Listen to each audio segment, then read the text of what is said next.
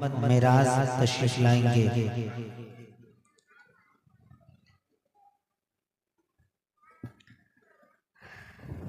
السلام علیکم ورحمۃ اللہ وبرکاتہ۔ ایک بار جھوم جھوم کر درود شریف کا نذرانہ عقیدت پیش کرے، پڑھے باوز بلند۔ اللہم صلی علی سیدنا سفینا حبیبنا مولانا محمد بارک وسلم، صلو علیہ وسلم تسلیما، صلی اللہ تعالی علیہ وسلم۔ الحمدللہ رب العالمین، الصلاة والسلام علی محمد وآلہ الطیبین۔ مقدرات اسلامی ولادت باسعادت فاطمۃ الزہرا کے اس مقدس تقریر میں آپ تمام شرکائے محفل، سامعین کرام، تمام ملت ظفریہ اور خصوصاً اپنے وقت کے امام مہدی عزل اللہ تعالی فرجہم شریف کی خدمت میں تبریک و تہنیت عرض کرتے ہیں۔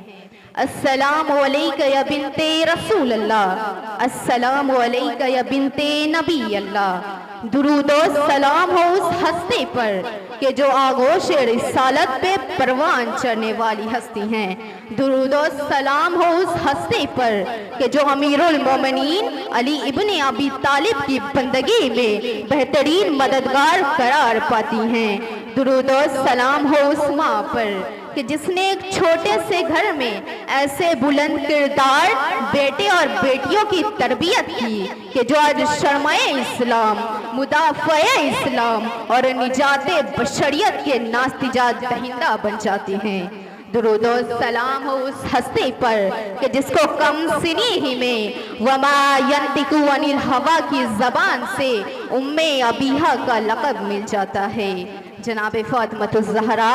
کہ جو مریم کبریٰ ہیں، اور جناب حق تعالیٰ کی طرف سے کئی القابات راجیہ، مرضیہ، عابدہ، ساجدہ اور خاتون جنہ عطا ہوئے ہیں۔ سیرت فاطمی عزیزان محترم فقط معراج نسوانیت نہیں بلکہ معراج انسانیت ہے۔ یہی وجہ ہے کہ ہمارے وقت کے امام مہدی عزل اللہ تعالی فرجہم شریف بارگاہ فاطمۃ الزہرا میں عرض کرتے ہیں کہ ہم معصومین مومنین کے لیے عصمہ ہیں، لیکن ہماری زدہ فاطمۃ الزہرا ہم معصومین کے لیے بھی عصمہ قرار پاتی ہیں، کہ جس کو خدا نے اسوائی کاملہ بنا کر امت کے سامنے رکھا ہے، پھر وہ کسی ایک خطے، ایک زمانے یا ایک علاقے کے لیے نہیں ہوتی بلکہ تمام عالم اسلام کے ہر طبقے کے لیے نمونہ عمل ہوتی ہیں۔ خدا بند مطالعہ نے فاطمۃ الزہرا کو امت کے سامنے رکھا ہے کہ کس طرح سے خاتون اس معاشرے میں رہنے والی، سادہ زیز زندگی گزارنے والی اپنی تمام تر ذمہ داریوں کا احساس کرتی ہیں اور اس طرح سے انجام دیتی ہیں کہ اطاعت اور بندگی کے اس مقام پر چلی جاتی ہیں جہاں تمام عالم اسلام کے ہر طبقے کے لیے خواہ وہ مرد ہو یا عورت ہو، خواہ وہ جوان ہو یا بچے ہوں، خواہ وہ عالم دین ہو یا طالب علم ہو، خواہ وہ مجاہدین ہو یا مدافعین ہو، حتیٰ کہ رہبران امت اور معصومین کے لیے بھی عصمہ قرار پاتی ہیں۔ جناب فاطمۃ الزہرا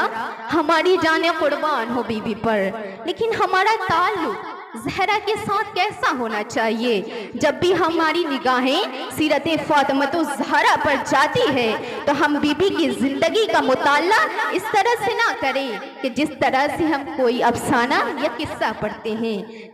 کہ جہاں افسانہ ختم ہوا ہمارا اور اس کا رابطہ بھی ختم ہو گیا، بلکہ سیرت فاطمۃ الزہرا کے مطالعہ معرفت پیدا کرنے کا حق یہ ہے کہ ایک ایک واقعہ، ایک ایک لفظ جو ہم پڑھتے ہیں یا سنتے ہیں یا سمجھتے ہیں یا بول رہے ہوتے ہیں وہ ہوا ہماری ہوا سے بختہ تک محدود نہ رہے، ہوا سے ظاہری تک محدود نہ رہے، بلکہ ایک ایک لفظ ہماری سماعتوں سے ہوتا ہوا ہمارے دل میں جا کر لگے اور پھر ہمارے کردار میں ظاہر ہونے لگے۔ یعنی جتنی زیادہ میں مطالعہ کرتی جاؤں اتنی زیادہ میری شخصیت، میرا کردار سیرت فاطمۃ الزہرا سے قریب ہو جانا چاہیے۔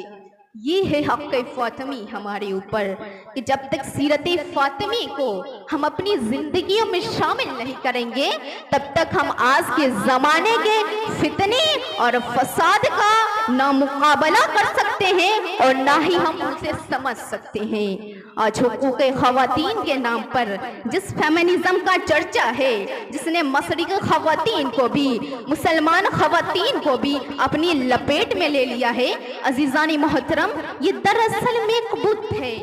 بت خدا کے مقابل آنے والے ہر شے کو کہتے ہیں، خواہ وہ بت پتھر کے ہو یا افکار کے ہو۔ کیپٹلزم، کمیونزم،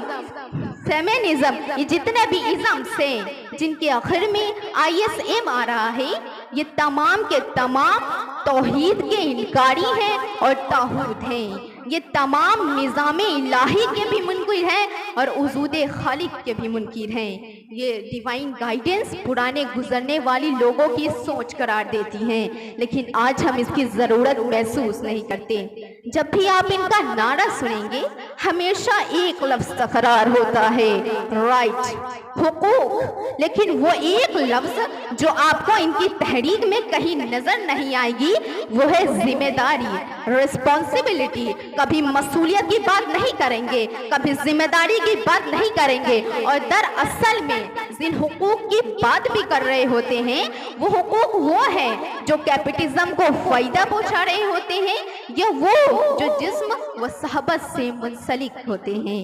دین اسلام نے ان تمام کو حقوق کہنا بھی مناسب نہیں ہے، بلکہ یہ بے راہنوی ہے۔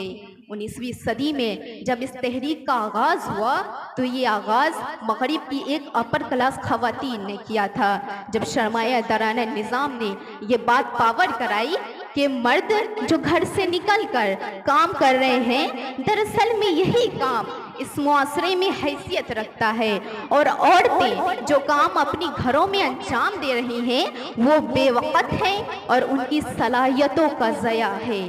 بس یہ بات جب عورتوں کو پاور کرائی گئی تو انہوں نے حقوق کا نعرہ لگایا، مساوی حقوق کا نعرہ لگایا، ایکول رائٹس کا نعرہ لگایا، اور ایک طرف تو یہ نعرہ لگاتے ہیں کہ عورتوں اور مردوں کے حقوق برابر ہونے چاہیے اور عورتوں پہ ہونے والے تمام تشدد بند ہونے چاہیے، لیکن ستم ظریفی یہ ہے کہ ایک طرف تو یہ عورتوں پر ہونے والے تشدد کے خلاف بات کی جاتی ہے اور دوسری طرف جو یہ اپر کلاس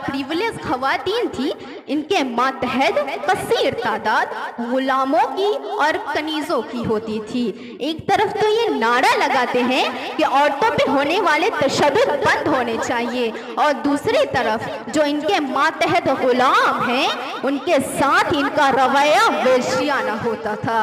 یہ ہے فیمنزم کا منافق چہرہ،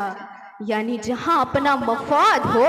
وہاں آواز بلند کی جائے، باقی تمام میدانوں میں خاموش رہا جائے۔ اس کے مقابلے میں دین اسلام نے ایک بہترین روپ پیش کیا ہے اور وہ روپ فاطمی کے طور پر سامنے آیا ہے۔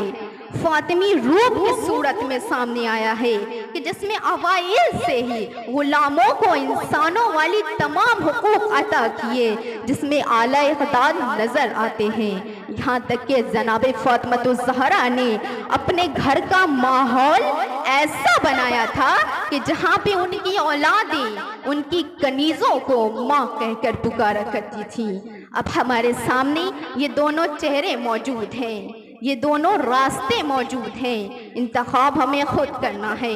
آئیے ہم اس نظام کو منتخب کرتے ہیں، وہ نظام جو خالق کا بنایا گیا ہے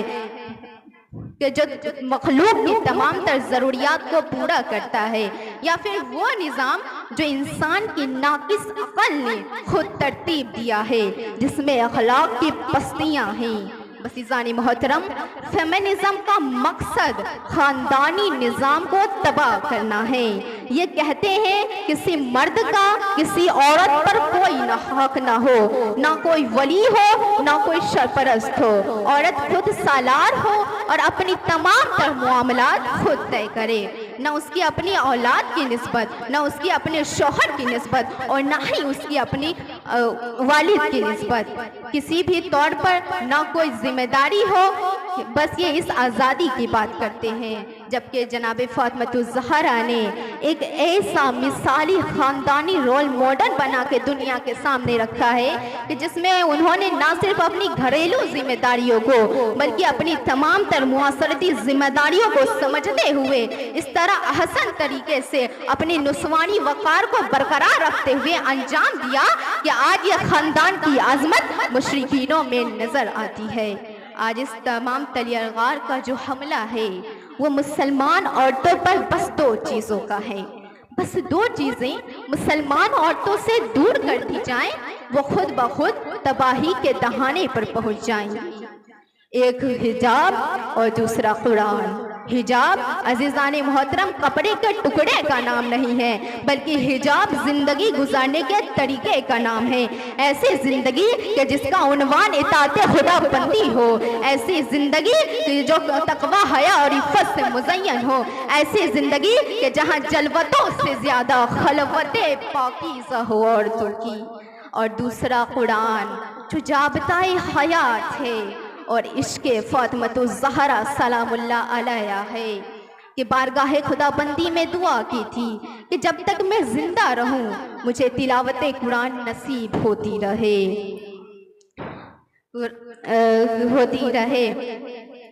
قرآن ہمارا عشق سیدہ ہے، لیکن سیدہ کا عشق قرآن ہے۔ قرآن نے اصول بیان کیا ہے نا سورہ نور میں، الخبیثات للخبیثین والخبیثون للخبیثات والطیبات للطیبین والطیبون للطیبات، کہ خبیث چیزیں خبیث لوگوں کے لیے ہیں لیکن پاکیزہ چیزیں پاکیزہ لوگوں کے لیے ہیں۔ بس جناب فاطمۃ الزہرا سے زیادہ پاکیزہ سے کیا ہوگی، لیکن یہ پاکیزگی وہاں نظر آئے گی جہاں کردار اور سوچ کی پاکیزگی ہوگی۔ جب تک یہ پاکیزگی نہیں آئے گی ہم ان فساد کو سمجھ نہیں سکتے اور نہ ہی اپنے مقصد خلقت تک قریب ہو سکتے ہیں۔ اسلام نے کہیں منع نہیں کیا عورتوں کو کسی شعبے میں جانے سے، ہم ہر شعبے میں جا سکتے ہیں، ہم ہر فیلڈ میں کام کر سکتے ہیں، لیکن ہمارا انداز فاطمی ہونا چاہیے، ہمارا حلیہ فاطمی ہونا چاہیے، ہمارا طرز فاطمی ہونا چاہیے، ہمارا گفتار فاطمی ہونا چاہیے، اور ہماری نگاہیں ہمیشہ اپنے مقصد خلقت پر رہنی چاہیے۔ کام ہم جو کچھ بھی کریں اس کام کا مقصد ہمیں خدا سے قریب کرنا ہو، تعلیم ہم جو کچھ بھی حاصل کریں اس تعلیم کا مقصد ہمیں خدا سے قریب کرنا ہو۔ اگر یہ تعلیم ہمیں خدا سے قریب نہیں کر رہی تو یہ تعلیم ہمیں تباہ کر دے گی۔ اور علامہ اقبال نے اس تمام گفتگو کو چند اشعار میں بڑی خوبصورتی سے سمیٹا ہے، آپ کی سماعتوں کی نظر کرتے ہیں۔ تہذیب فرنگی ہے اگر مرگ عمومت، تہذیب فرنگی ہے اگر مرگ عمومت، ہے حضرت انسان کے لیے اس کا ثمر موت۔ بیگانہ رہے دین سے اگر مدرسہ جن، بیگانہ رہے دین سے اگر مدرسہ جن، ہے عشق و محبت کے لیے علم ہنر موت، ہے عشق و محبت کے لیے علم ہنر موت۔ انہیں چند جملوں کے ساتھ میں اپنی تقریر کو پائے تکمیل تک پہنچانے کی جسارت کرتی ہوں۔ وما علینا الا البلاغ، والسلام علیکم ورحمۃ اللہ وبرکاتہ۔ نعرہ تکبیر، نعرہ رسالت، جشن میلاد النبی، انعامی مقابلہ سرزمین بھاگوت پور، نعرہ تکبیر، نعرہ رسالت۔ اب قرأت کرنے کے لیے